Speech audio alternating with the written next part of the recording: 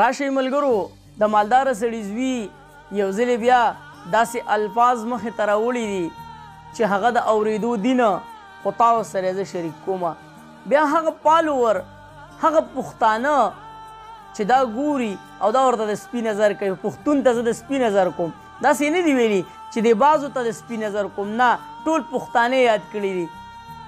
وایي دا به دې ولي، دا به در سره دا چل کوي او دغه پښتانه دا به ستا خپې وهي. خو دا لګیا دی په پښتو کې. زه خو درته وایم چې هلکه ته په انګلیش کې خبرې کوه، په پښتو کې مه کوه، ځکه چې پښتو وې او پښتو بدم وې عجیبه خبره ده. نو زه دقه پښتنو ته وایم چې دا لایک وله ورکوي او دا وایي شاید انور سپینې سپینې وایي. د عمران خان په باره کې کومې خبرې کړي دي دا واورئ. حیرت و چې تاسو د عمران خان بړوا ډله په جلسو کې منډې ترړې وهئ، خپل وخت ضایع کوئ. عمران خان زنده باد او پاکستان او د شیخ له غلامي کوئ، له شیخ غلامانو خپل کار شروع کړي چې ځان له وري. تاسو چې یې پښتانه خفه نه شئ، زما دوستان نشته، ولې زه د پښتون نه سپی ښه دی. ولې که ماته یو پښتون وایي چې زما سره دوستي وکړه، نه وروره زه سپی به ځان سره وساتم، خو دقه دوست که دې شاته کښېنو په ګاډي کې د ځان سره دی د نه په شا ډزو بسې ډېره خرابه خوله مې ده. ولې نن سباني داسې دي، دوست نو د دوست پښتون دوست نه سپی ښیي، د ځان سره سپی ساته، سپی ډېر وفاداري، ستا د مال حال دا دوست دې وجني په پیسو پسې، دا دوست دې وجني په موټر سایکل شاته به دننه ناسي جلس به یې. ځکه پښتانه خو سا اخیستی نه شي، دا خو غلامان قوم دی، دا خو د شیخ چې دي کچ سپي دي، شیخ ورته پټ یې اچوړي دي او راکاږي. تاسو واورېدل ملګرو د عمران خان حوالې سره کوم الفاظ مخې ته راوړل چې هغه مونږه په خوله نشو راوستی، داسې الفاظ. نو ته ما ایرپتي کړې، ته ټوله دنیا مې ستا کړه، ته په خپله وایې چې زما خوله خرابه ده. چې خوله دې خرابه وي که نه، تا اورېدلي دي وایي په ښه خوله باندې به ټول ښار وخورې، په بده خوله باندې په خپل کور کې هم نشي خوړی.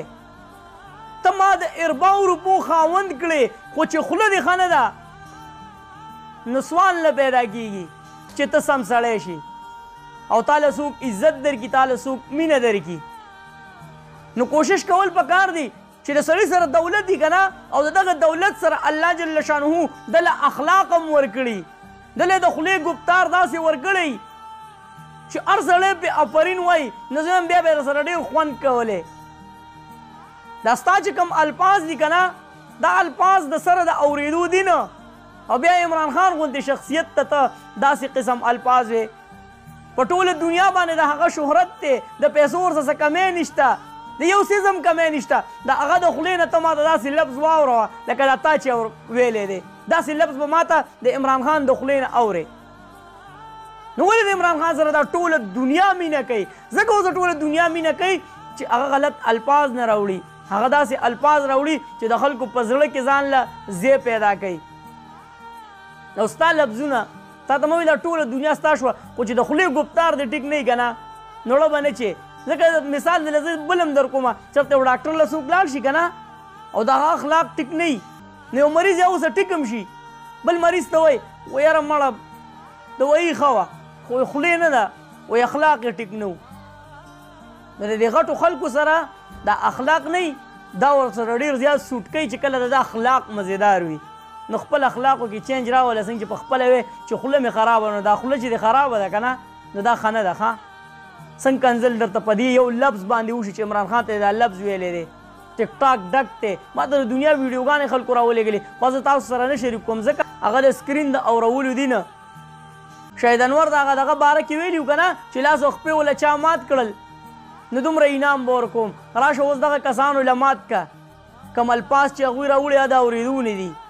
کمنټس کې موږ سره خپله رایه لازمي شریک کړئ چې دا د کوم الفاظ راوړي دي یا راوړي آیا دا ټیک دی او که غلط. چېرته مې الله خاد آباد او خوشحاله ساته.